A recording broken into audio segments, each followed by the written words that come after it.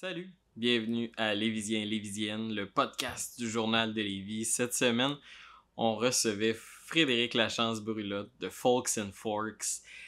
Frédéric est venu nous partager son sentiment fort envers la rive sud de Québec, comme elle le dit si bien.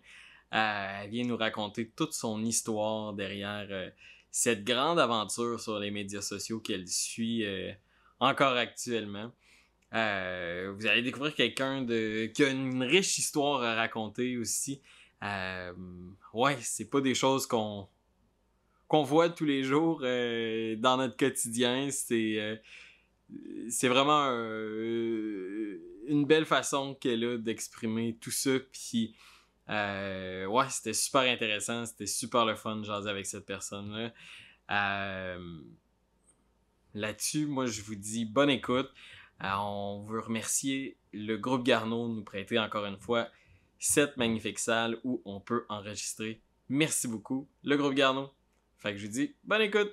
Salut!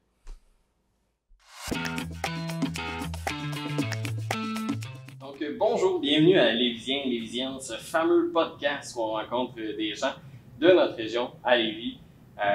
Aujourd'hui, on est avec Frédéric Lachance-Brulotte, la créatrice, la gourmande, la fille derrière Folks and Forks. Ouais.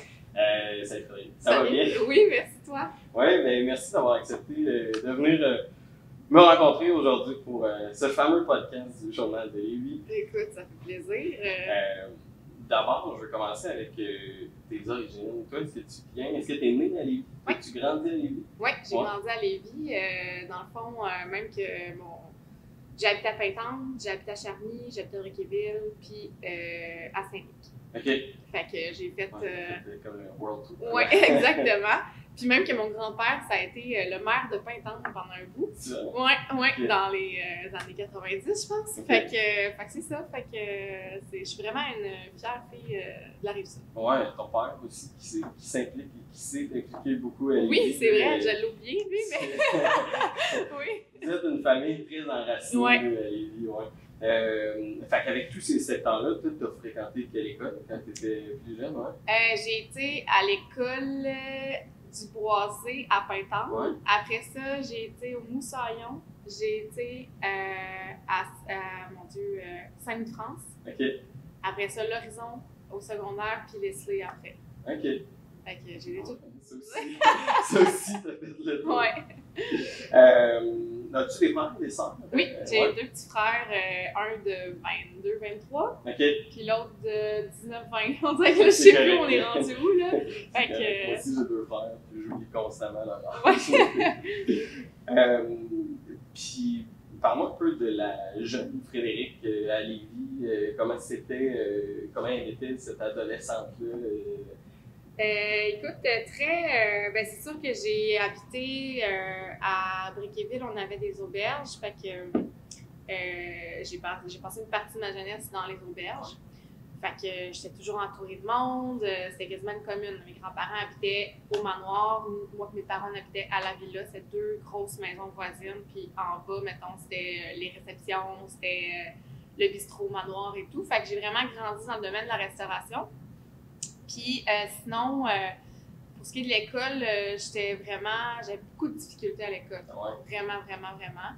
Tu sais, des 40%, là, c'est commun chez moi. OK. Fait que secondaire, ça a été tough, mais j'ai adoré le secondaire. Moi, j'étais vraiment là, je parlais à tout le monde, j'avais du fun.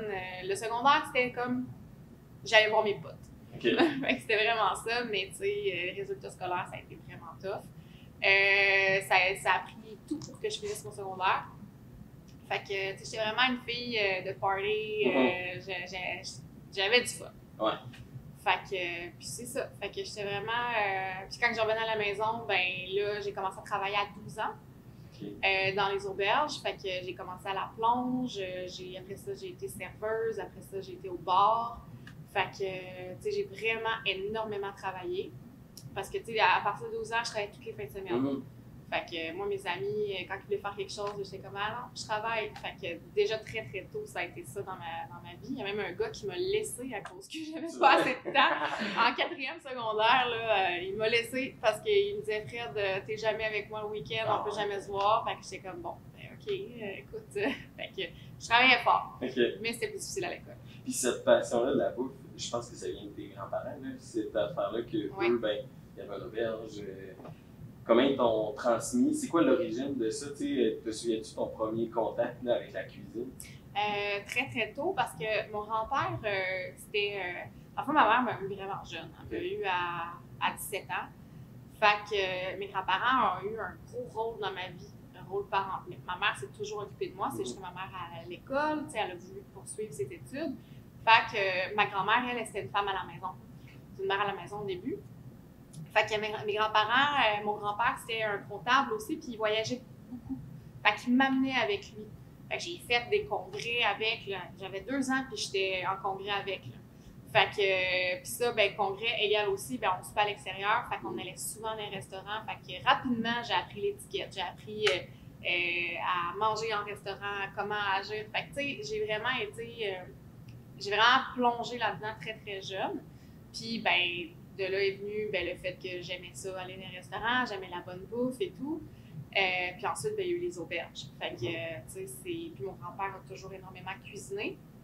Puis c'est vraiment un cuisinier hors pair, là. Il cuisine vraiment bien. Puis quand j'étais petite, mettons, je m'installais là, devant lui, là, puis là, il cuisinait, puis il parlait. Quand il cuisinait, là, tu sais, il me disait, il commentait ce qu'il faisait. Okay. Fait que moi, je le regardais, il écoutait des petits jazz, il avait son petit verre de vin ou son verre de cognac, puis je le voyais avoir du fun à cuisiner. C'était vraiment son moment à lui. Fait qu'on dirait que ça c'est rendu la même chose que je fais maintenant pour moi-même, là. Fait que rapidement, c'est ça. J'ai été, comme Obélix, là, j'ai plongé là-dedans très, très jeune. Ah ouais, hein, fait que ton grand-père commentait un peu tout ce qu'il faisait, fait qu'un peu, il était comme en prestation à chaque fois qu'il cuisinait. Toujours. Mon grand-père, c'est un théâtral, là. Ah toujours, ouais. Fait que, oui, toujours. Puis, fait que de là est venue cette passion-là pour la bouffe. Te souviens-tu la première recette que tu as faite? Te souviens-tu la première fois que c'est toi qui as pris en charge, mettons, la cuisine? Ben, mettons, la première recette que je me rappelle avoir fait, mettons, très jeune avec mon grand-père, mais tu sais que j'ai quand même participé pas mal, c'est les escalopes de veau. Ouais, je m'en rappelle. Tu sais, j'avais comme... je mettais la panure et tout, puis après ça, on passait au four, puis c'était avec comme du citron, du vin blanc, bref, c'est une sauce. Ben, je pense que c'est l'escalope de veau à la milanaise, mais dans ce temps-là, je ne savais pas c'était quoi. Mais ouais, ça, je me rappelle, j'étais quand même jeune, de peut-être 7 ans. Puis vraiment, ça, c'est un de mes souvenirs que j'ai. Sinon, quand j'étais jeune, avec mes amis, genre, quand j'ai commencé à découcher, genre en 6e année, là, j'allais chez une de mes amies, puis le soir, on était vraiment gourmandes, mes amis et moi, puis on s'était fait une soupe. Puis je l'ai dans mon tome, justement, je raconte cette histoire-là dans mon tome, puis on s'était fait une soupe vermicelle et poulet, parce que nous autres, on tripait vraiment sur la soupe vermicelle et poulet du Lévina. Okay. Fait que, on avait essayé de le faire, c'était dégueulasse, là, pour vrai, là, genre, après ça, j'essayais de trouver c'est quoi le petit goût qui fait en sorte que, bref, mais souvent, je mettais beaucoup trop de sauce poisson, trop de ci, trop de ça, fait que ça faisait un bouillon épouvantable. Fait que, c'est ça, finalement, ben, j'ai réussi à trouver la recette, puis dans mon nouveau ton. Ouais, ok. Ouais. Et cette vie-là d'auberge, c'était comment? C'est pas quelque chose que n'importe qui vit, là, dans le sens que, comme tu as grandi majoritairement avec tes grands-parents, ben, t'étais toujours là. C'est une job 24/7 d'avoir un auberge. Oui. Ben, tu sais, c'est sûr que nous, on avait. Mes grands-parents habitaient du côté de l'auberge. Nous, c'était plus une salle de réception qu'il y avait en bas. Mais disons que, tu sais, mettons, je me réveillais le matin, j'allais prendre l'autobus, je passais dans la cuisine, puis là, t'avais les chefs là, tu sais, les chefs étaient tout le temps chez nous, là, le matin à 6h, puis après ça, jusqu'à tard le soir, pendant la réception. Fait qu'il y avait tout le temps du monde à la maison. Puis, tu sais, je me rappelle, mettons, puis c'était une auberge familiale. Fait que j'avais mes oncles, mes tantes qui travaillaient là, mes grands-parents, puis le bureau de mes grands-parents, de l'auberge, des 2 auberges, était en arrière de ma chambre. Fait que tout le monde passait. Fait qu'adolescente, là, genre, t'avais mon oncle qui passait en face de ma chambre, puis qui était 11h le matin, puis je dormais encore, puis il disait « Fred, qu'est-ce que tu fais encore à dormir? » Tu sais, genre, c'était très commune. Puis, ben, les chefs, c'est ça, tu sais, c'est spécial. Ben, pour moi, c'était pas spécial, mais ça peut avoir l'air spécial. Mais, puis, il y avait souvent des mariages ou des réceptions le soir. Fait que moi, je me couchais, puis j'entendais du beat toute la nuit, jusqu'à 2h du matin, genre. Fait que, c'est ça, je me suis habituée à être bordée par les sons des réceptions. Ou, mettons, quand il y avait des mariages, là, moi, je descendais, puis on avait comme un gros balcon qui menait sur la cour arrière. Puis là, j'attendais de voir la robe de mariée. À chaque fois, là, moi, c'était la robe de mariée, j'attendais de voir, tu sais. Fait que non, c'est ça, c'était le fun. J'ai toujours été entourée de gens, fait que pour moi, j'aime ça, être avec des gens. Et j'ai l'impression aussi que c'est quelque chose qui teinte Folks and Forks, là aussi, là, dans le sens que en regardant tes vidéos, en regardant tes photos sur Instagram, on sent que cette chaleur-là, tu impliques beaucoup ta fille aussi là-dedans. On sent que tu es entouré toujours. Fait que cette affaire-là, c'est important pour toi, j'imagine? Oui. Ouais. Oui, vraiment. Puis, tu sais, je l'ai. Après ça, j'ai habité dans le Grand Nord. Fait que, encore là, j'ai comme vécu en communauté parce que j'ai habité avec le père, la famille du père de ma fille, du père biologique. On était 10 dans la maison. Fait que là, déjà là, encore une fois, j'habitais comme en espèce de commune. Puis là, maintenant, ben là, oui, j'ai ma maison et tout, sauf que je me suis créé un cercle d'amis qui, eux aussi, aiment vraiment être tout le temps ensemble. Fait que je suis tout le temps avec mes amis, tu sais, on se fait des 5 à 7 le mardi. Puis tu sais, en plus, eux autres, c'est aussi des créateurs de contenu. Fait qu'on a comme le même horaire. Fait que le mardi soir, de se prendre une coupe de vin, c'est pas grave, on a du fun, puis ben c'est ça, tu sais, je me suis comme recréé une espèce de commune aussi. Fait qu'on dirait que pour moi, vivre en communauté, j'aime ça. Mais j'aime aussi avoir mon petit cocon, ma maison, puis pour me retirer comme... Fait que non, c'est ça, c'est vraiment... j'aime ça qu'on aime ça, se faire des gros soupers, on aime ça... on est tous des foodies en plus, fait que non, c'est vrai que c'est tout... Je pense que ma jeunesse a fait en sorte que maintenant, je veux recréer ce que j'ai vécu dans le temps. Puis, tu viens de le mentionner, là, le Grand Nord. Oui. Comment tu t'es ramassée? Ben, c'est que mes parents étaient... quand j'avais 17 ans, ma mère était éducatrice en délinquance à Québec. Et mon père avait eu une formation, avait fait ses études en éducation spécialisée. Puis, ils ont été... contactés pour qu'ils aillent comme reformer un centre de réhabilitation dans le Grand Nord, au Nunavik, qui était Salouit. Puis mes parents m'ont dit, bon, ben Fred, est-ce que tu veux venir ou tu veux rester à Québec, t'es assez grande, tes grands-parents seraient là et tout. Moi, j'ai dit non, je veux venir. Fait que on est partis, toute la famille, mes petits frères, moi, mes parents, puis on a déménagé dans le Grand Nord. On a habité là pendant 1 an et demi. Puis mes grands-parents travaillaient là, mes parents travaillaient là comme éducateurs, puis moi, ben, je suis devenue éducatrice en garderie. Puis j'ai aussi fini mon secondaire là-bas. Parce que mon secondaire 5, j'ai eu mon BAL, mais j'avais pas fini mes cours. Il me manquait quelques cours pour avoir mon diplôme. Fait que mes parents, ils m'ont donné un coup de main, ils m'ont payé un prof privé là-bas pour que je termine mon secondaire 5. Fait que j'allais à l'école, puis je travaillais comme éducatrice. Puis après ça, ben, j'ai rencontré le père de ma fille. Et après ça, on est revenu à Québec. Puis moi, j'ai décidé de retourner là-bas, vivre avec le père de ma fille. Puis c'est là que je tombe enceinte. Fait que j'ai vécu là-bas. En tout et partout, là, c'est sur un 3 ans là, que j'ai vécu là-bas. Puis qu'est-ce qui t'a ramené dans la région? Le fait que j'étais enceinte. OK. Ouais, parce que je tombais enceinte là-bas. Puis je me suis rendu compte que c'était pas l'environnement que je voulais que ma fille grandisse, élever ma fille. Fait que j'ai appelé mes parents, je leur ai annoncé ma grossesse. J'avais 19 ans dans ce temps-là. 18 ans, je pense. 18 ans, 18, 19. Puis mes parents m'ont dit, bon, mais Fred, écoute, tu prends la décision que tu veux, mais sache que notre maison est ouverte, puis qu'on va t'aider dans ce processus-là. Fait que finalement, j'avais pas les moyens de quitter le Nord. Fait que ça a été vraiment difficile. Fait qu'à 4 mois de grossesse, j'ai pris l'avion puis je suis retournée à vivre chez mes parents. Parce que, tu sais, j'avais pas d'auto, j'avais pas d'appartement. Tu sais, moi, j'allais là-bas pour vivre avec le père de Mathilde, mais aussi pour me ramasser des sous parce que moi, j'ai toujours voulu voyager. Fait que je me disais, regarde, je vais aller travailler. J'aimais mon travail là-bas en tant qu'éducatrice. Puis c'était plus payant qu'à Québec. Fait que je me suis dit, je vais aller travailler là-bas. Puis après ça, je me ramasse des sous parce que je voulais aller rejoindre une de mes amies en Europe.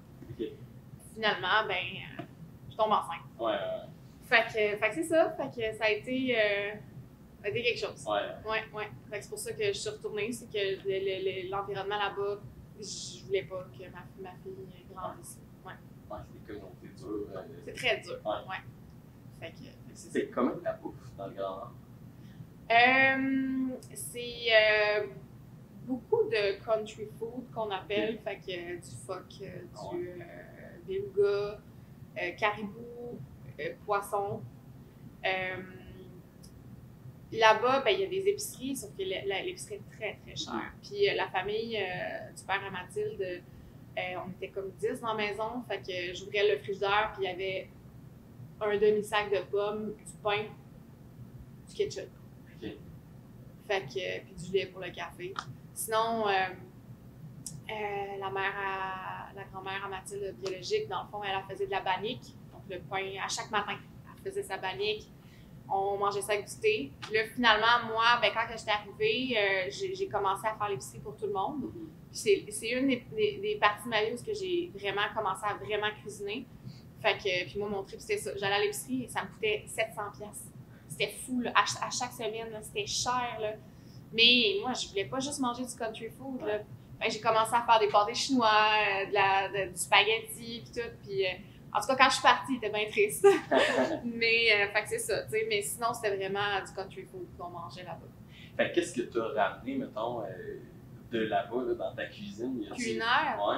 Y a-t-il quelque chose?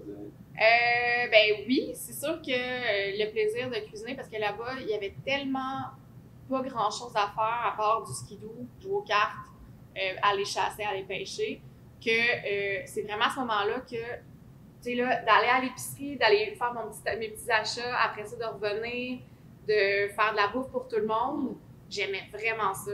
On était vraiment beaucoup là, dans la maison, là, puis c'était pas juste nous autres, c'était souvent, OK, la tante de l'autre, elle vient, nanana, fait que je faisais des grosses batches de bouffe, puis je trouvais ça le fun que tout le monde mange ce que j'avais fait. Fait que ça, je pense que ça s'est recréé par la suite ici. Mais il y a aussi, tu sais, j'ai appris à comment faire de la bannique, j'ai appris à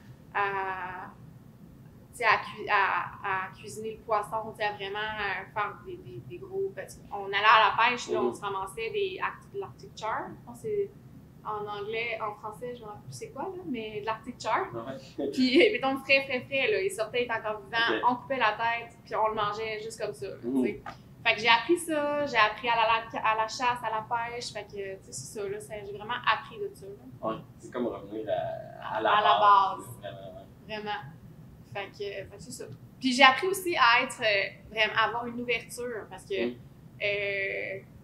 sais, veux pas, quand j'étais éducatrice en garderie, à chaque semaine, à chaque semaine, il y avait au moins un menu qui était du country food. Fait que c'était soit du caribou, du phoque, mais tu sais, quand c'était du phoque, mettons, là, il arrivait avec un plateau, une tête de phoque, des pattes de phoque, puis genre tout, là. Moi, je fallait que je dépece ça pour les enfants, parce que j'avais un groupe de 1 an et demi, 2 ans. Fait que j'étais comme tabarnouche, hein. Fait que ça m'a appris à goûter des choses que jamais j'aurais pu vouloir goûter. Tu sais, j'ai mangé de la graisse de baleine, j'ai mangé plein de choses. Fait que jeune, j'ai pu goûter à des choses, puis ça m'a ouvert un peu sur. Tu sais, j'ai pas eu peur de goûter. Ouais, t'avais cette curiosité-là. Ouais. Puis tu disais que t'étais là, t'avançais des sous, partir en voyage. Finalement, t'as eu Mathilde. Mais es-tu quand même, après, plus tard, profité d'aller en voyage? Ben là, je commence, là. Tu sais, c'est sûr que Mathilde, quand que je l'ai eue, avant Folks and Forks, avant d'avoir cette carrière-là, ben tu sais, j'ai essayé d'aller à l'école, j'ai étudié en maquillage, j'ai étudié en vente, j'ai fait plein de cours, là. Après ça, ben j'ai travaillé chez Costco. Puis Puis après ça, j'ai travaillé dans une compagnie d'assurance. Fait que, tu sais, ma vie, c'était d'aller à l'école puis de subvenir aux besoins de ma fille. Fait que j'avais pas beaucoup de moyens. Puis, ben, j'étais maman monoparentale pendant un bout. Après ça, j'ai été en couple, on l'a élevé à 2, puis tout s'est bien passé, mais c'était les sous qui manquaient. Puis, moi, j'ai toujours un petit côté bohème. Je me disais, tu sais, je veux pas aller dans les tout inclus, là. Ouais. Moi, je veux partir un mois avec mon sac à dos, puis... Fait que ça, c'était vraiment mon but.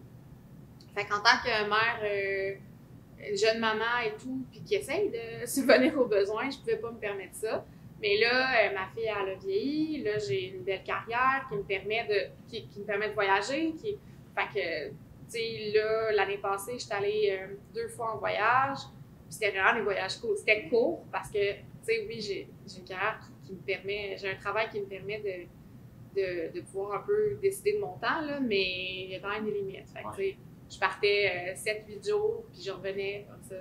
Mais c'est ça, tu sais, là, maintenant, je commence à pouvoir faire ce que j'ai toujours voulu faire. Fait que je suis bien contente. On en a parlé. Tu es retournée à l'école, tu avais des jobs en même temps. À quoi t'aspirais, mettons, avant la cuisine? J'aspirais à subvenir aux besoins de ma fille. Oui, c'est ça. Ben, j'imagine que quand tu as un enfant, il y a bien des choses qui prennent un peu le bord, dans le sens que, tu sais, c'est la chose qui... Je suis nouvellement papa, là, mon bébé a 7 mois, puis je me rends compte à quel point c'est la chose qui devient la plus importante, puis tout le reste, tu le mets comme de côté pour le moment. Oui, puis dans ma tête, mettons, j'avais, 25 ans, je me disais, hey, 25 ans, c'est vieux, là. Tu sais, dans le sens, vu que j'étais la seule de mon entourage qui avait un enfant qui était rendu à 6 ans, 7 ans, fait que j'étais comme, bon, ben, tu sais, c'est ça, ma vie, en couple, une petite famille, dans la maison, tu sais, j'aimais, tu sais, c'est sûr, j'avais des belles activités, on allait à la chasse, mais il manquait quelque chose, Colin, puis c'est quand que les réseaux sociaux sont arrivés, j'avais aussi une de mes amies qui était vraiment sur les réseaux sociaux, qui a fait du YouTube toute sa vie et tout, puis je la voyais aller, puis je me disais, il me semble que je sais pas comment je peux faire pour réaliser, genre, ça. Je savais pas du tout. Puis finalement, c'était juste en face de moi. Parce que je passais mon temps à cuisiner. Moi, j'arrivais de travailler, puis mon seul moment de bien-être, c'était de cuisiner. Fait que, puis de prendre en photo, j'étais comme... Je prenais en photo, puis je mettais ça sur mon Instagram, mais c'était pour mes amis de ma famille, là, tu sais. Fait que, puis le monde riait, là, genre... un autre qui partage son souper, tu sais. C'était pendant un bout, tout le monde riait de ça. Mais moi, je le faisais, puis j'aimais ça, puis... mais c'était juste devant moi, dans le fond. Oui, puis dans le fond, au début, Folks and Forks, c'était un blog. Ça, ben, en fait, au début, même pas, c'est que au début, je m'appelais Frédéric Lachance sur Instagram. J'ai commencé à prendre des photos, à mettre ça. Après ça, j'ai des gens qui étaient comme « Ah, crème, ça a l'air bon, t'as-tu une recette? » Mais moi, dans ce temps-là, je savais aucunement comment écrire une recette. Tu sais, j'ai jamais suivi de recette de ma vie. Sauf pour une recette de muffin parce que ça prend de la pâtisserie, là, c'est ça. C'est vraiment pas... j'aime pas cuisiner de la pâtisserie, là. Fait que bref, tu sais, je m'appelais Frédéric Lachance et tout. Puis là, à un moment donné, je me suis dit, bon, ben, je vais essayer d'écrire des recettes. Puis c'était à mon bureau, quand je travaillais dans les assurances, il y avait des temps morts. Puis on pouvait faire ce qu'on voulait de nos temps morts. On attendait des appels, dans le fond. Fait que moi... le monde magasinait, le monde tirait des revues, lisait un livre, ben moi, j'ai commencé à écrire. Fait que c'est comme ça que ça a starté. Puis là, à un moment donné, je me suis dit, ben, je pourrais les mettre à quelque part, mais moi, je connaissais rien pantoute, là. Là, j'étais allée checker. Là, j'avais vu une annonce de GoDaddy sur la télévision. Là, j'étais comme, je vais essayer. Fait que là, j'ai commencé, mais moi, je connaissais rien pantoute. Puis finalement, j'ai taponné. Puis je me suis fait un template d'un site internet. Mais c'est ça, ça a été vraiment long. Je pense que ça m'a pris 6 mois à mettre quelques recettes dessus. Et je trouvais ça tellement compliqué.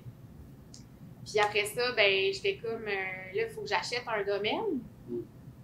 Fait que là, je demandais à mes collègues, écrivent qu'est-ce que je pourrais mettre comme nom, puis tout, tu sais, quelque chose de rassembleur, quelque chose de... J'aime ça, les recettes très anciennes, ces choses-là, tu sais. Puis on dirait qu'il n'y avait pas de mots en français qui étaient accrocheurs pour moi. Finalement, il y a un de mes collègues qui a dit « Folks and Forks ». Et j'ai dit « oui, c'est tellement ça, genre ». Fait que c'est comme ça que ça a starté, mais Je m'attendais pas à ça. Mais qu'est-ce qui t'attirait de partager ça avec une communauté? Tu sais, je veux dire, au début, j'ai l'impression que peut-être que tu envoyais ça un peu en l'air. Ouais. Mais c'est Mais la quand demande. tu réponses de ces gens-là, ça doit faire quelque chose aussi. Ouais. Ben, c'est vraiment la demande. Le monde, il me demandait, parce qu'à un moment donné, j'ai commencé à avoir plus d'abonnés parce que une de mes amies, elle me taguait dans ses stories, puis elle a énormément d'abonnés. Fait que le monde a commencé à me suivre, puis ils voyaient que je partageais genre des petites photos de recettes, puis tout le monde que je connaissais pas me disait « Hey, t'as-tu la recette? Ça a tellement l'air bon! » Fait que là, oups, tu sais, Puis là, des fois, mettons, mon amie, je lui faisais à souper, puis elle était comme « Oh my God, c'est tellement bon, guys, nanana! » Puis tout. Fait que là, le monde, il s'abonnait. Fait que, tu sais, c'est ça. Là, je me suis dit « Crème, je pourrais partager ça, tu sais. » Mais c'était vraiment par plaisir. Et jamais j'aurais eu la prétention de dire qu'un jour, ça pourrait être mon emploi. Quand est-ce que ça explose? Parce que, tu sais, souvent, quand on devient une personnalité comme ça, ça explose à quelque part à un moment donné.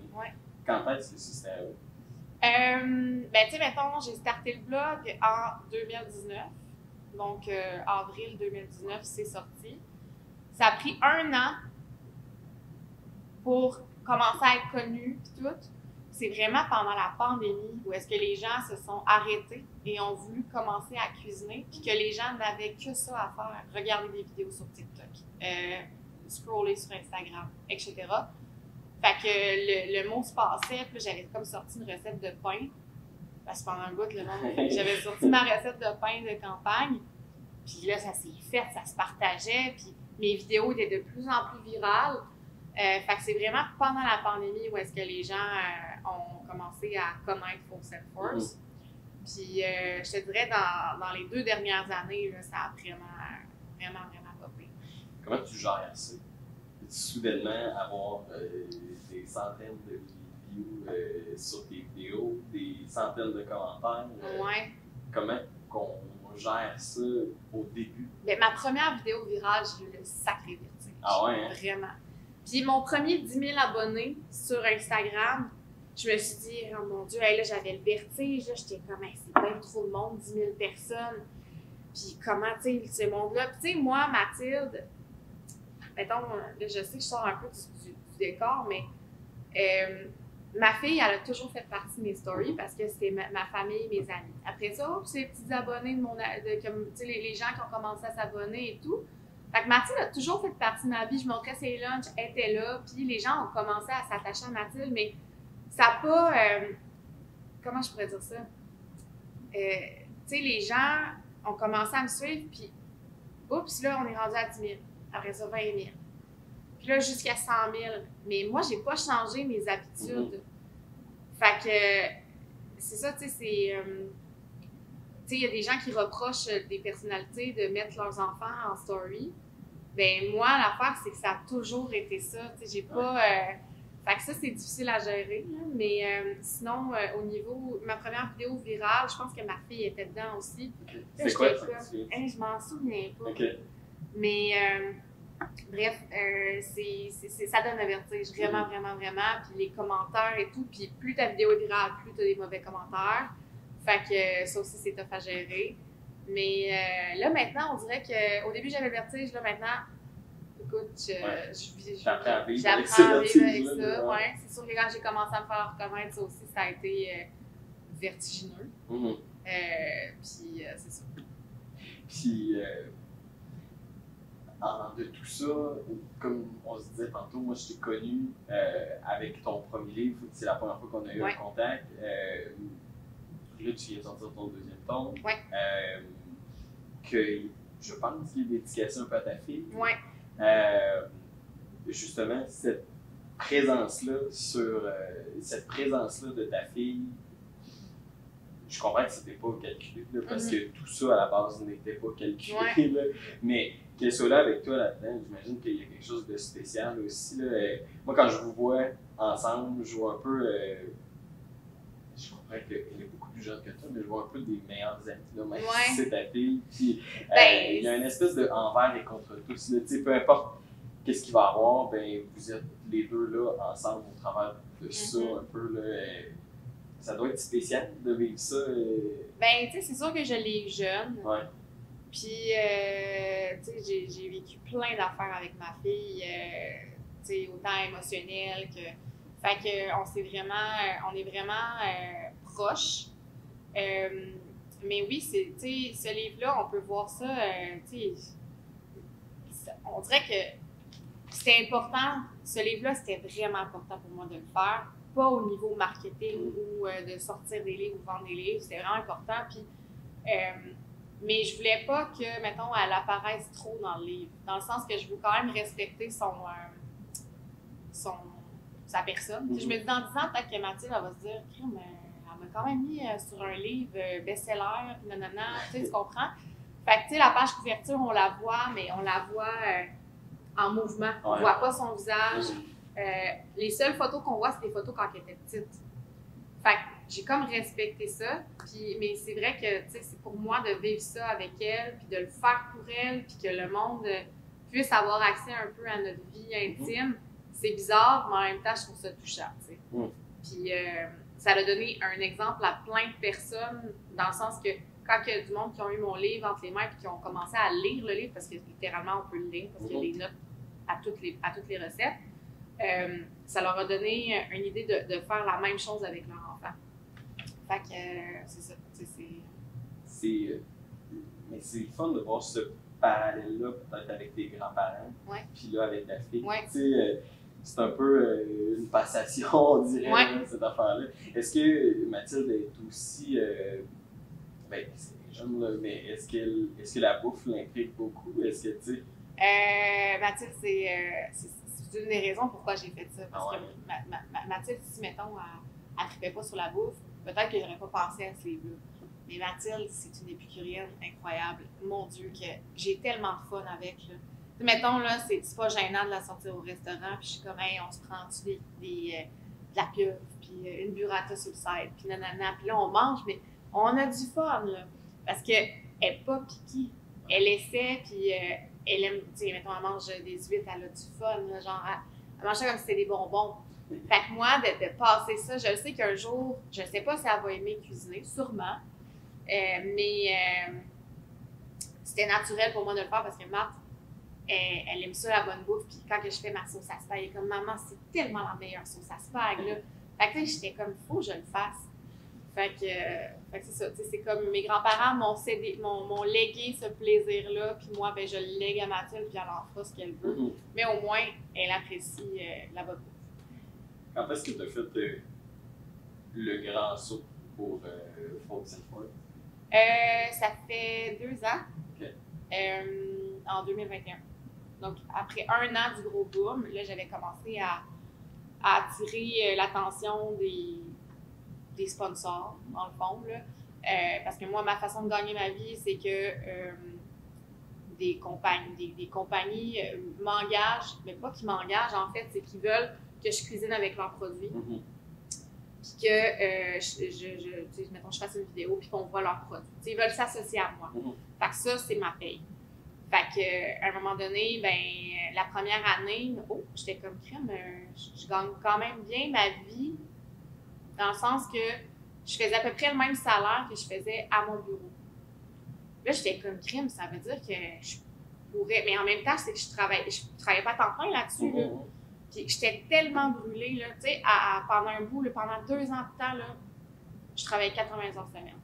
Parce que je faisais le bureau, le soir, je revenais, je cuisinais, je filmais. Après ça, j'écrivais mes recettes le lendemain matin, puis je postais le midi. Puis, tu sais, genre, c'était vraiment, là, c'était brûlant. Mais j'aimais ça, là. J'avais vraiment du fun, mais à un moment donné, après 2 ans, à vraiment, là, être dans le jus tout le temps, puis avoir le temps, tu sais, justement, tu sais, un moment où est-ce que j'avais plus de temps pour ma fille. C'est difficile.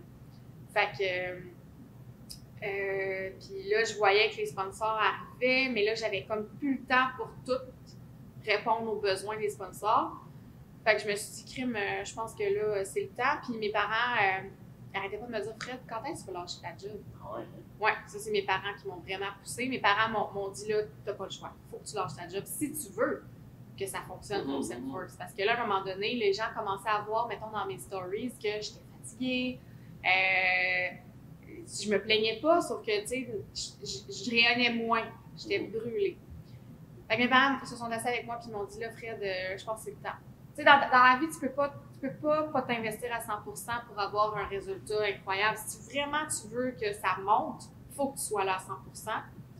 Puis je pense que c'est le temps que tu le fasses. Focus and Force, c'est de créer quelque chose d'incroyable puis qui fonctionne puis qui est en expansion. Mais si tu veux que ça continue, tu dois absolument lâcher ta job. C'est fun de voir ça parce que, tu sais, souvent on a le cliché des parents qui Ouais. disent c'est pas concret.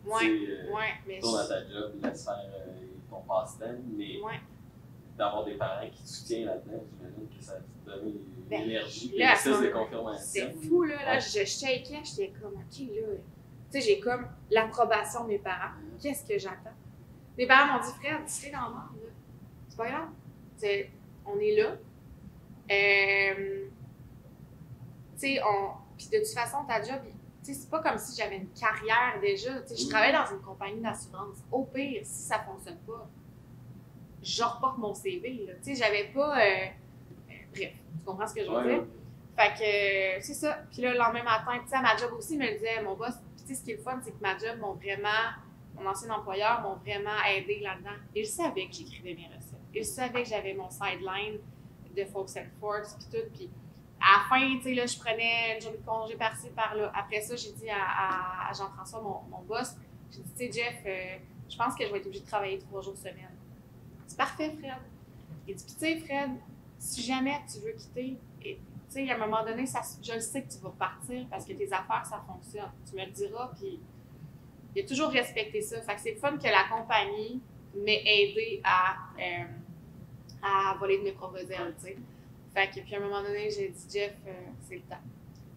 Fait que j'ai donné 2 semaines. J'ai dit, je partirai pas en méchante. Fait que j'ai donné 2 semaines, puis après 2 semaines, en live, je me rappelle, je m'étais filmée, j'avais acheté une bouteille de champagne, puis c'était mon dernier rappel. Puis j'étais en pandémie, fait que j'étais en télétravail, puis j'ai filmé ça en live, puis c'est ça. Ça aussi, ça doit être vertigineux. Ah, le lendemain. On dirait qu'après ça, j'ai fermé mon ordinateur, puis j'étais comme, je pense que ça faisait 4 ans que je travaillais pour eux. J'avais du fun. Moi, j'étais une fille de communauté, justement, puis on avait vraiment du fun dans cette job-là. Fait que, tu sais, je quittais tous mes collègues, puis là, je me retrouvais, j'ai fermé ça, puis là, pouf, c'était fini. Je suis sortie dehors, puis j'étais comme, bon, ben, c'est fini. Puis en plus, en pandémie, fait que j'ai pas eu de party de... Fait que non, c'était vraiment bizarre, C'était très vertigineux, fait que c'est ça. Puis on a parlé des partenaires, tantôt, des sponsors, des commanditaires, des personnes qui s'associent à tes vidéos pour leurs produits. C'est comment cette relation-là, d'avoir quelqu'un qui te fait confiance, de mettre de l'avant leur compagnie? Ben c'est sûr qu'au début, moi, je gérais ça toute seule. Fait que ça aussi, ça m'a comme aidé à prendre ma décision parce que au début, les 2 premières années, je gérais ça toute seule, je parlais avec les clients et tout. Puis à un moment donné, c'est que c'est vraiment des gros contrats, c'est des grosses décisions à prendre, c'est des montants à établir. Puis j'étais pas guérie pour ça. Moi, je suis vraiment pas une fille administrative, là. Fait que j'ai décidé d'avoir. Il y a aussi des agents qui sont venus me chercher, qui m'écrivaient, Frédéric, on aimerait ça te représenter. Puis moi, je refusais, tu sais, j'étais comme, je veux pas dire d'agent. Finalement, quand ça a commencé à prendre l'extension, j'ai dit, OK, là, je pense que je suis rendue à avoir un gérant. Puis j'ai commencé à me faire représenter. Fait que maintenant, je suis plus vraiment en contact avec les clients, c'est vraiment ma gérante qui s'occupe de mes contrats. Mais, tu sais, c'est le fun qu'ils me fassent confiance. Puis souvent, pas que j'ai carte blanche, mais je leur dis, bon, ben je vais cuisiner cette recette-là, ça va être chez nous, puis, tu sais, j'explique un peu, grosso modo, ce que je vais faire. Ils acceptent ou ils acceptent pas. S'ils acceptent, je pars en tournage, je leur envoie. Puis, tu sais, c'est le fun qu'ils veulent s'associer à moi. C'est comme, tu sais, puis des fois, il y a des compagnies que je suis comme, c'est comme... La semaine passée, il y a l'Agostina qui m'a écrit. Ils ont dit, Fred, on veut faire affaire avec toi. Là, j'étais comme, l'Agostina, tu sais, j'aime vraiment leurs produits. Fait que, tu sais, puis sinon, ben là, je viens de m'associer avec Doyon Després. Doyon Després, c'est comme mon goal. Fait que là, c'est ça. Fait que là, j'étais comme crime. Ça veut dire que je suis comme un peu le visage de Doyon Després sur les réseaux sociaux. Fait que, bref, c'est vraiment, c'est touchant, je sais pas, En fait, je suis en train de vivre mon rêve, tout simplement. Tu sais, quand j'étais jeune, je recherchais comme de ça un peu, puis on dirait, j'écoutais des films, là, mettons, là, que, juste Forrest Gump. Tu sais, dans Forrest Gump, quand il se fait sponsoriser, ces trucs, j'étais comme, hey, c'est donc ben hot de se faire sponsoriser parce que les gens veulent s'associer à toi, puis te font confiance. Ben, je vis la même affaire que Forrest Gump, c'est juste que je joue pas au ping-pong. Tu sais, moi, je cuisine. Fait que, je sais pas, je suis comme, je trouve ça le fun. Ouais. Est-ce que les gens te partagent les recettes que tu fais, qu'ils font chez eux? Oui. Ouais. Comment tu accueilles ça, cette affaire-là, des gens qui décident de prendre ce que toi tu fais et de le recréer à leur sauce? Ben, au début, tu sais, quand j'ai starté mon blog, c'était vertigineux, ça aussi, parce que j'étais comme, tu sais, j'avais jamais écrit de recette vraiment. Fait que là, je me disais, j'espère que j'ai bien écrit ça. Puis là, les gens commençaient à me taguer, puis ils étaient comme, c'est bon. Puis j'étais comme, c'est bien cool. Tu sais, le monde m'a fait quelque chose, ils m'ont fait confiance, ils ont voulu essayer ça. Fait que, mais c'est toujours un peu, là, au début, j'étais, c'est vraiment bon. Tu sais, c'est stressant un peu. Puis là, tu sais, de plus en plus, tu sais, moi, à chaque jour, là, j'ai plusieurs personnes qui me taguent dans leur affaire, puis je trouve ça le fun. Mais là, surtout le livre que je viens de sortir, c'est vraiment des recettes de ma famille. Puis hier, mettons, il y a quelqu'un qui m'a tagué sur la recette de jambalaya des La Chance Brûlotte. C'est ce que mes parents me faisaient quand j'étais petite. Ça n'existe pas nulle part. Ouais. C'est pas un jambalaya classique. Là. Ça n'a vraiment rien à voir avec un vrai jambalaya. Puis là, j'étais comme, tu sais, là, j'ai tagué mes parents, j'ai dit, hey, c'est spécial, hein? C'était genre notre repas du mardi soir. Là. Ma mère, elle faisait ça le dimanche, puis je trouve ça spécial. Après ça, il y a quelqu'un qui a fait le jambon de mon arrière-grand-mère. Fait que ça, c'est encore plus fou parce que je suis comme, hey, c'est ça que j'ai mangé quand j'étais jeune, puis c'est personnel, ces recettes-là. Fait que ma sauce à spag, genre, il y a plein de monde qui ont fait ma page de sauce à spag. Ça fait une semaine que mon livre est sorti à l'heure qu'on fait le podcast. Oui. Puis, il y a beaucoup de monde qui ont fait la bâche de sauce à spag parce que c'est l'automne, mais c'est la mienne qui ont fait. Fait que ça, là, je trouve ça toujours... on dirait que c'est le seul moyen pour moi de savoir si les gens me suivent. Ouais. C'est mon seul contact, en fait, avec les gens. Le résultat de mon travail, ben, c'est que les gens me montrent ce qu'ils ont fait de mes recettes. Fait que c'est vraiment cool. Ça, j'aime ça. C'est cet aspect-là, justement, de livre de recettes, est-ce que ça a toujours été un peu en arrière-pensée? Parce que, tu sais, on le voit beaucoup des chefs qui finalement décident de sortir leur livre de recettes. Est-ce que c'était un accomplissement que tu avais en tête? Est-ce que ça a toujours été là, de partager dans un papier? En fait, dans ma quête d'être reconnue quand j'étais jeune, j'ai toujours voulu être auteur. Okay. Puis pendant un bout, parce que j'ai quand même une vie, comme si j'avais vécu 10 vies dans ma vie. Là. J'ai plein d'histoires. On y a été en surface aujourd'hui, mais puis mes amis me disaient, Fred, Colin, tu devrais tellement écrire un livre, là, c'est fou, genre, ce que tu as vécu dans ta vie. Fait que ça, je me disais, je pourrais être auteur. Mais tu sais, j'étais jeune, là, j'avais peut-être 17 ans, genre. Fait que dans ma vie, j'ai toujours voulu écrire un livre. J'ai toujours trouvé ça beau, le titre d'être auteur.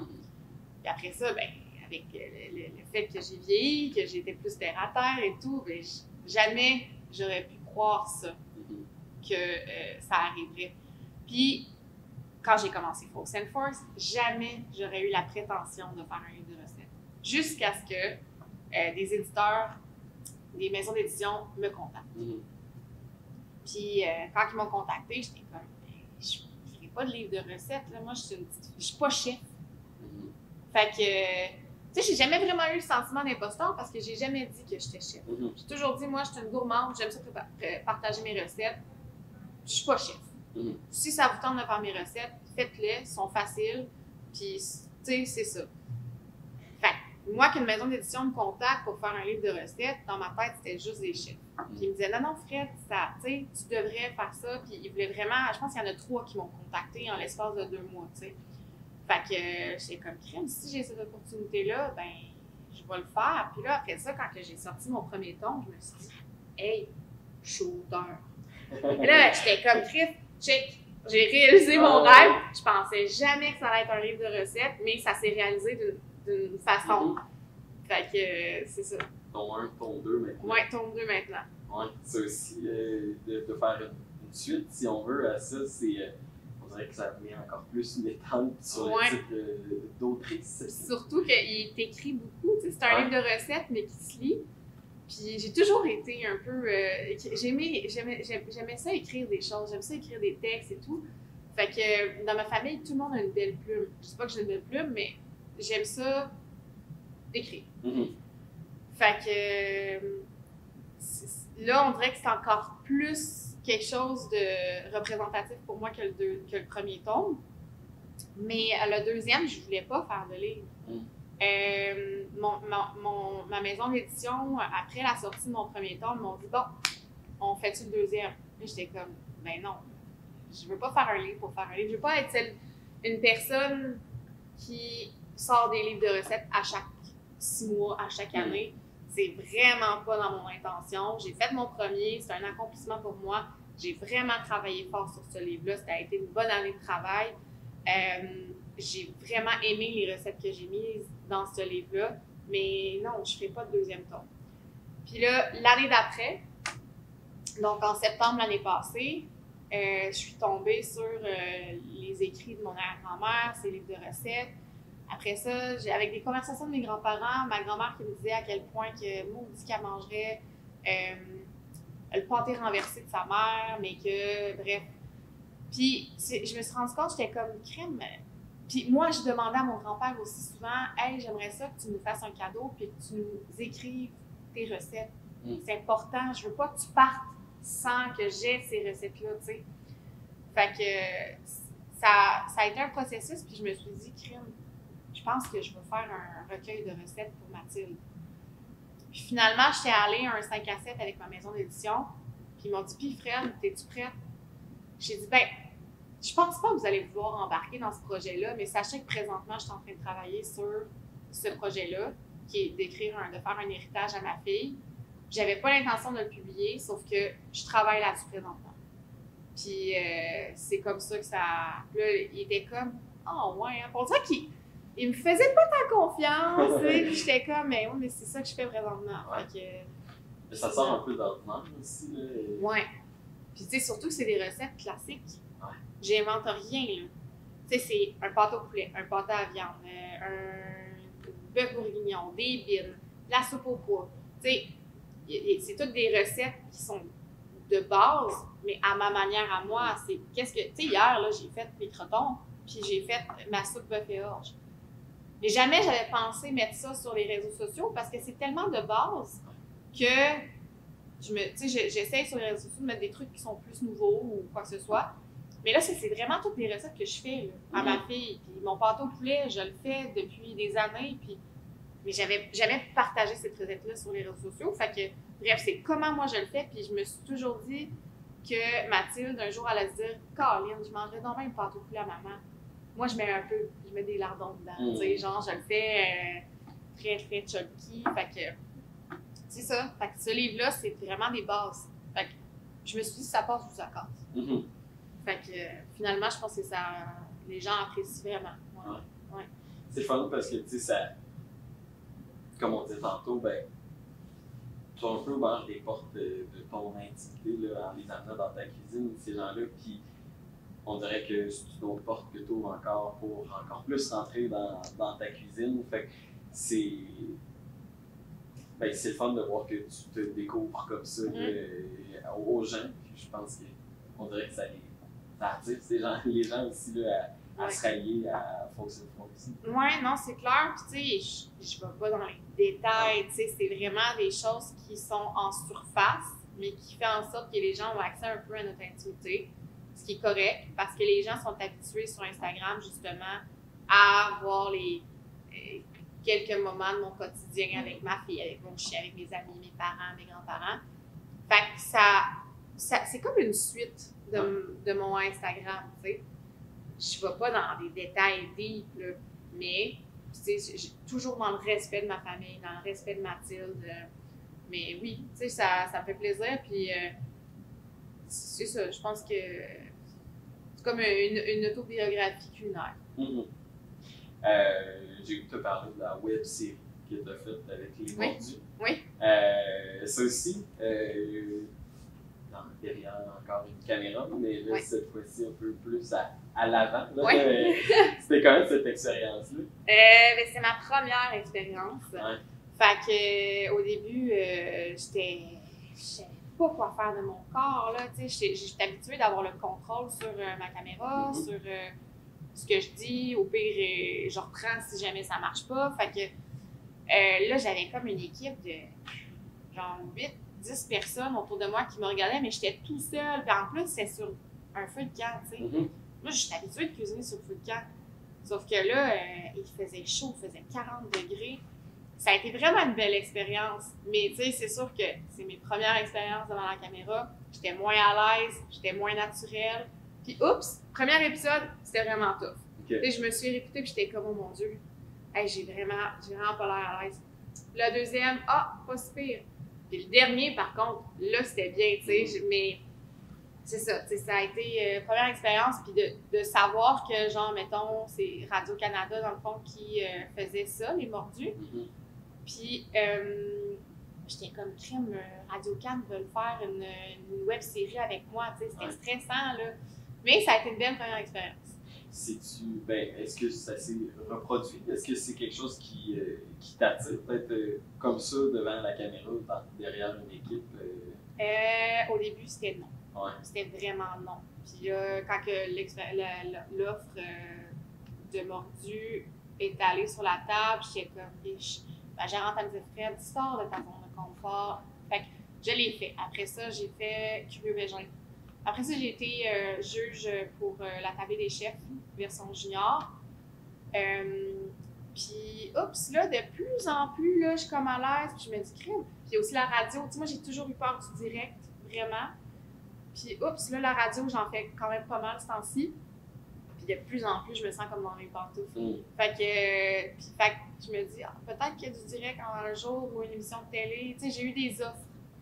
Mais c'est toujours très long comme processus.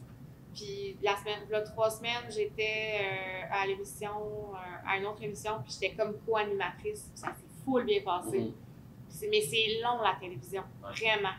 Puis, tu sais, des choses que moi, je fais en 6 heures avec mon caméraman, qui est mon conjoint aussi, ben, genre, eux autres, ça prend 2 jours. Parce qu'on est juste les deux. Fait que c'est moins long, c'est sûr, c'est pas la même qualité, c'est pas la même chose, mais tu sais, moi, quand je cuisine, je suis toute seule avec mon chum, il me filme et tout, puis ça se fait. Mais à la télévision, c'est des longs moments d'attente, c'est des reprises, c'est. Bref. Oui, j'aime ça, mais j'aime bien être chez nous puis continuer avec ce que je fais. C'est comme ton rêve de VJ à Musique Plus qui. Qui se transforme en autre chose, mais qui. C'est ça. Musique Plus n'existe pas, n'existe plus, donc. Il a fallu que tu restes là. J'ai manqué ma chance. Je veux te ramener à Lévis. T'es rendu à Saint-Lambert-de-Lauzon. Ouais. J'en comprends que c'est un peu la famille qui t'a ramené ici. C'est Mathilde aussi qui t'a ramené ici. Qu'est-ce qui a fait en sorte que tu as eu envie de t'enraciner dans la région? J'ai toujours. Je suis vraiment une pro Rive-Sud de Québec. Ah ouais? Vraiment. Puis, tu sais, il y avait des belles maisons à vendre, mettons, au Lac-Beauport ou des choses comme ça. Sauf que, non, on dirait, moi, je suis une fille de Lévis, je suis vraiment conservatrice. Là. Fait que c'est sûr que là, Saint-Lambert, c'est à cause que de plus en plus. Moi, j'aime la campagne et tout. Puis, je sais pas, c'est comme mon hood. Je veux que Mathilde aille à Lévis, à l'école, puis je trouve que Québec, si je traverse le pont, on dirait que c'est un autre monde, je sais pas, bref, c'est peut-être un peu ancienne dans mes pensées, là, mais bref, c'est vraiment, j'ai grandi à Lévis. Mon père, c'est une personne reconnue dans Lévis pour avoir travaillé avec la communauté et tout. Mon grand-père aussi. Fait que, je sais pas, je suis une fille de Lévis. Puis j'ai de la Rive-Sud. Fait que, tu sais, je suis rendue ambassadrice pour Chaudière-Appalaches. Fait que, c'est ça. Je suis comme tatouée, là. Ouais. Puis, j'ai l'impression aussi, c'est ça, comme tu dis, un peu toute ta famille est tatouée, là, de la Rive-Sud de Québec, là, si on veut, là.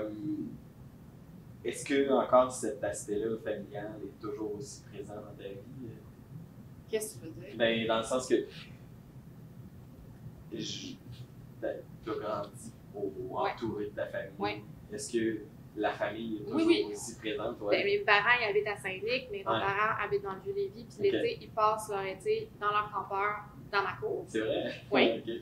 Puis mes grands-parents paternels habitent aussi à Lévis, mes oncles, mes tantes habitent à Saint-Henri, Lévis. Fait que tu sais, on est tous. Il n'y a personne qui arrive nord. Il n'y a personne qui arrive nord. Sauf mon ex qui a déménagé à Lac-Beauport. Okay. Puis là, on est dans le choix de l'école secondaire. Et j'ai dit, il n'y a pas question de Mathilde à Québec. Fait que c'est sûr qu'elle va à une école, ça arrive sud, parce que justement, c'est notre hood. Puis, tu sais, genre, sa cousine, elle va aller à l'école secondaire, probablement la même. Fait que, tu sais, c'est comme, tu sais, ça. On est ici, nous autres. Ouais. OK. Finalement, je vais voir avec toi, qu'est-ce qui s'en vient pour Folks and Forks?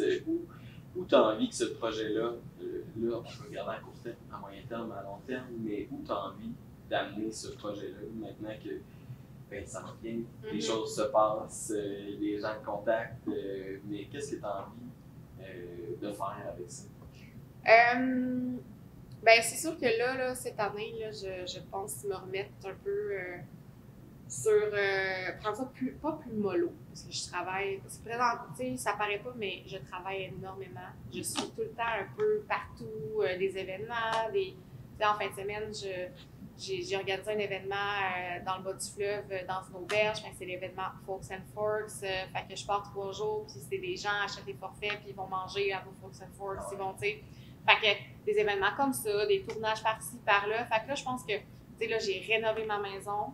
Elle est encore en rénovation, mais là, après ça, j'ai besoin comme de reprendre possession de mon temps et de travailler sur le blog plus, sur les vidéos. Puis de faire plus de recettes organiques. Fait que ça, c'est mon projet de cette année. Sinon, on est dans le travail de produits dérivés. Ça fait vraiment longtemps. Ça fait un peu plus d'1 an. Mais c'est long comme processus. Donc, produits alimentaires. D'ailleurs, la première fois que je dis ça, c'est vrai? Produits alimentaires qui se vendent en épicerie. Ouais.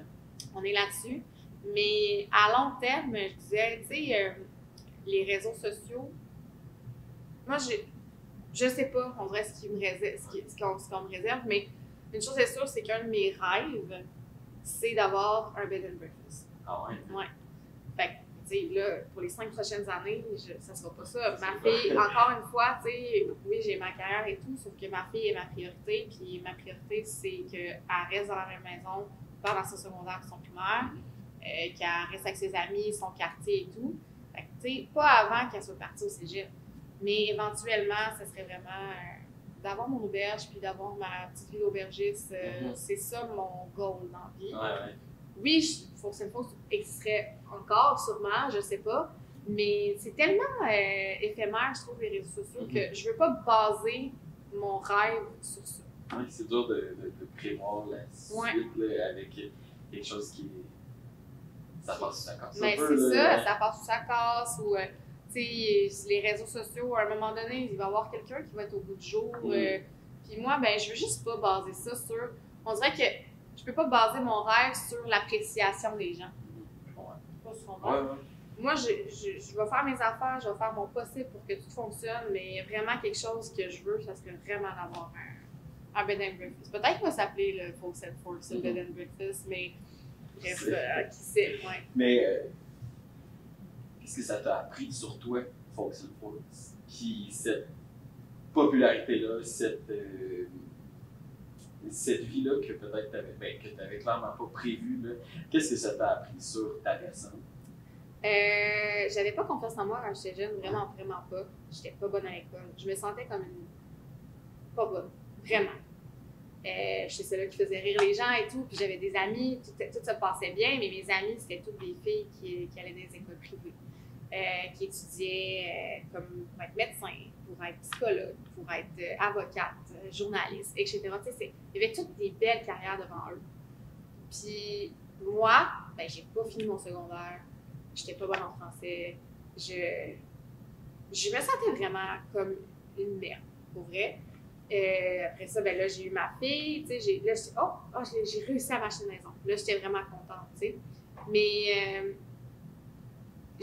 on dirait que ça m'a fait prendre confiance en moi puis en mes capacités. Tu sais, même si, genre, j'ai pas d'études, j'ai réussi, avec le travail, avec les heures que j'ai mis, j'ai réussi à bâtir ma carrière et une entreprise. Fait que, je sais pas, mais je suis vraiment fière de moi. C'est vraiment quelque chose que la petite Frédérique qui était au secondaire puis qui pleurait parce que ça marchait pas, puis qu'on me menaçait de pas aller genre à mon bal parce que je réussissais pas, puis que ben, Frédérique, t'as pas ton secondaire 5, tu peux pas aller au bal avec tous tes amis. Ben genre, j'aimerais ça y taper genre sur l'épaule aujourd'hui puis dire t'inquiète, tu vas l'avoir un jour, tu sais. Mais c'est ça, on dirait que c'est ma confiance en moi, mais pas en moi. En moi, au niveau crif, je suis capable de faire des affaires. Ça a été plus difficile que tout le monde, mais j'ai été capable. Good. Ben, écoute, Frédéric, si les gens veulent te suivre, j'imagine que toutes les plateformes Folks & Forks, Frédéric Lachance là. Ouais. Ok, super. Merci beaucoup d'avoir pris le temps de faire cette belle discussion-là. Ben, avec ça moi. fait plaisir. Merci beaucoup à vous de nous avoir écoutés. C'était Lévisiens et Lévisiennes, ce fameux podcast lancé par le Journal de Lévis. On veut remercier aussi le groupe Garneau de nous accueillir ici. Merci et à la prochaine. À la prochaine. Yes. Good. Hey, merci beaucoup.